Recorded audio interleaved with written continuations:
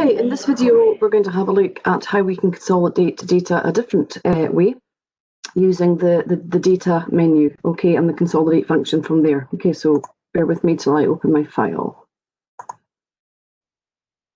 Okay, so here we've got some information about quarterly analysis of sales of various items for Steve's Storage Solutions. Okay, so we've got some columns hidden. Let's just unhide them for a second so you can actually see what's in there. Okay, so what we've got is for each of the years we have the 4 quarters, and then we have a total column, okay, for each of the years. So what's been hidden are the actual quarters for each of the various years. Okay, so I'm just going to unhide them again. So what we're going to do, we're going to consolidate the data, okay, in columns I, N, and S. Okay, so you might think that you just could just quite simply say equals the sum of and select those three cells, okay, or across I, N, and S, okay, in row 6, okay, and we can enter that in. Okay, so you would think that that's adding the three of those together, okay, but it's not. What it's actually doing is adding the three of those totals plus all of the other values within the cells as well. Okay, so how we can consolidate that very quickly and easily, okay, is I'm just going to pop in here total. Okay, so what I want to do is add up, okay, the three of these values only and excluding everything else in between. Okay, so what I'm going to do is go to the data menu, okay, and over in the data tools we have consolidate. Okay, so I'm going to click on consolidate. You can change the calculation, okay, we're going to sum, but you can do average, maximums, minimums, standard deviations, a whole host of different functions in here. Okay, so I just want to sum, and the reference is going to be, my first range is going to be column I, okay, so the data within there. Okay, so I6 to I37, okay, and I'm going to click on add, and I'm going to do the same for column N. Okay, so okay, N6 to N37, and add again, and I'm going to pop in the third range, okay, which is column S. Okay, add, and click on OK, and you can see there that that's pulled out for the whole column for me, and it's consolidated the data in each of these.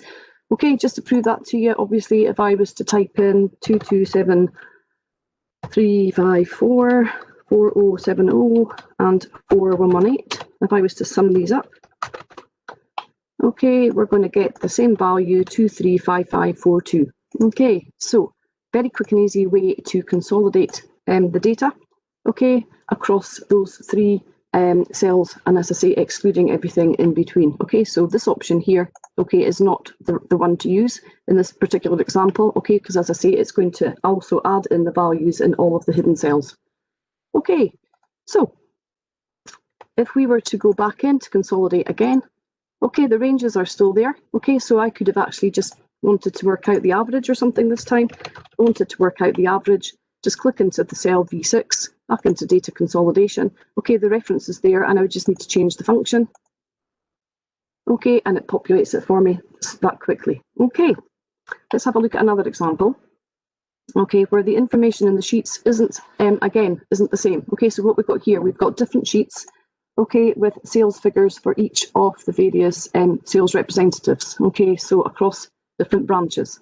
Okay, so obviously the columns are January to December, so here we have the same kind of structure, okay, but the rows are different. Okay, they're in different order, okay, because not everybody obviously works within the same areas. Okay, so we've got different orders for each of the different sales representatives. Okay, but what I want to have, okay, in my total annual sales sheet, okay, I want to know how much money we've taken in across each of the various branches. Okay, so I'm just going to click into A5 here. Okay, and again, I'm going to go to the data menu, okay, and I'm going to use the consolidate function. Okay, so once I get rid of my little floating toolbar, I'll be able to do that for you. Okay, so data, consolidation. Okay, so this, I'm summing again. Okay, the first reference, okay, let's just take P. Henderson. Okay, and I'm going to select the data. What we need to do this time is make sure that we've said use the labels in the top row and also the left column, okay, because that then will pick up and consolidate for me across each of the branches in the right order. Okay, it will add up all of Inverness together for each of the sales representatives for each of the months. Okay, so it's use labels in top row and left column. Okay, click on add. Okay, T Jackson. Okay, it's the same range, that's fine, add that.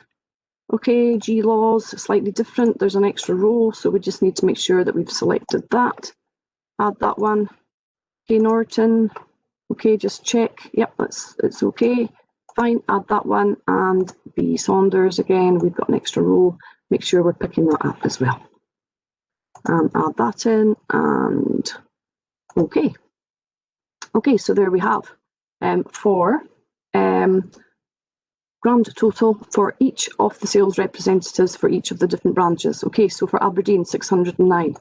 Okay, so we've got Aberdeen, we've got 130. Okay, Aberdeen, nothing there for T Jackson. G Laws, Aberdeen, 165. Okay, K Norton, 189. And B Saunders, 125. Okay, grand total, 609. And there we have it, 609. So what we've done there is we've consolidated for each of the sales representatives the total sales figures for each of the various branches, and Excel has put it all into alphabetical order for us and consolidated that information. Okay, very quickly and easily. Okay, so that's consolidation of data across various sheets, okay, using the data menu and the consolidate function within the data tools. Okay, thank you for watching.